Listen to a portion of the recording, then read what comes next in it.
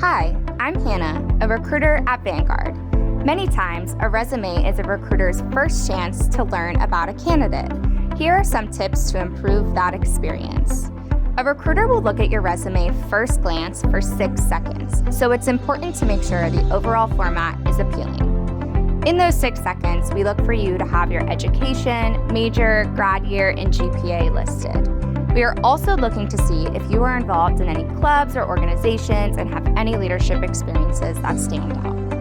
Next, quantify your resume and add metrics when possible, as it makes your outcomes more measurable.